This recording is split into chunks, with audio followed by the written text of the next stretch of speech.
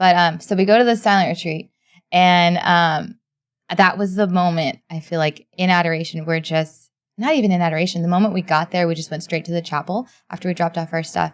And I remember kneeling in front of the tabernacle and just feeling like I was home. Like, that's what I felt. I just felt like I was home. And gosh, the silent retreat was just amazing. And there was one moment where I was given these Bible verses to pray with. And I felt like with each Bible verse, Jesus was inviting me to religious life. And it wasn't like this is what you're going to do. It was like, this is a beautiful option that I really hope you choose, but you can also choose marriage, and I will not, my love will still be infinite for you. And so there was a moment where I'm reading my Bible verse and I feel like it felt like a proposal in a sense. Okay. And I'm like starting to cry. And I'm sitting, like, my room is right next to the courtyard, and there's this huge oak tree, and it has lights, but they're not on yet. And so I read this Bible verse, and, like, I'm starting to cry, and then the lights on the tree just, like, turn on. Oh, wow. And it was just beautiful. And I was like, oh, my gosh, like, this is what I felt like that's when I felt it. That's when I felt like, yep, this is him asking, and this is me completely accepting. Like, this is what I feel completely called to. I only had a fear of darkness. Okay. Being alone in the darkness. And I remember the Father Richard was my spiritual director in the retreat for both of us. And he said, well, why don't you try going pray in the chapel in the middle of the night? Okay. And I'm like, no way, Jose, I'm doing that. But I did. I went not super night at 2 a.m., but the first night I went early, 8 p.m. I got showered, put my pajamas on, got my scriptures ready, read it before I go to chapel because I knew it was dark, so I won't be able to see the scriptures. Yes. So I read it before.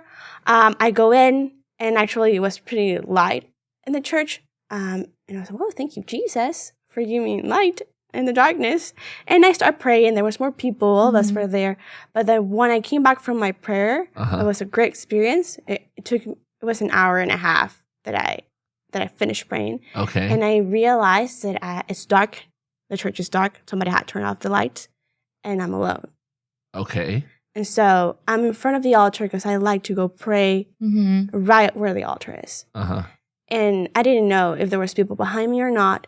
But I remember that I come into my senses and I say, oh no, I'm alone, and I, Jesus. And I think he says, do not turn. I need to turn, Jesus. I need to know. Oh, you want to see if He's somebody's like, don't turn around. Do not turn around. You're okay. You're safe. You're with me. Look at me. No. I need to turn. And so I turn. I am alone. Yeah, so you were scared. And so that's when I got scared. Well, that means that I need to step in the courtyard.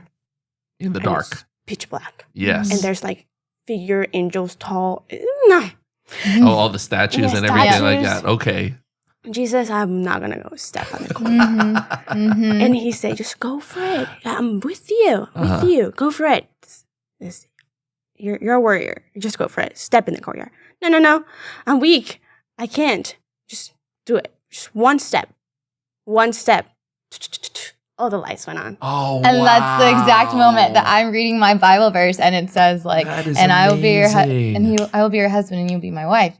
And that's when I was like, oh my gosh, it's like this, At and the then the lights come on, same the same exact time. Wow. And so it's so funny because at the end of the silent retreat, at the end of the day, you kind of get to share what kind of went on in your prayer. And you can't respond if somebody shares. You just let them share, and then that's it. Then you share, and that's it. And then you go back to like being silent. Okay, you can't have a conversation. Nope, you can't have a conversation. You can't acknowledge. Okay. And so Daniela shares that moment. I think, you share that moment, and I remember thinking, oh, that was like exactly. I'd already shared, so I couldn't say anything. And so I was like, that was the exact moment that he proposed to me. And then she shared, so I could hear what she was going through. And then we were like, and you wanted to talk to each other so much, but it's a silent retreat. Oh, wow. Jesus is so good. Like That is amazing. Yeah. He made us where we are. Beautiful. And then that's pretty much what linked you two together. Oh yeah, that's where our For relationship good. started to grow. We were already very close then. Yeah, we were close. But I think that helped solidify Yes. Really, yeah, like how we felt about serving the parish, how we felt about our calling to religious life. Yeah, that's kind of where it started.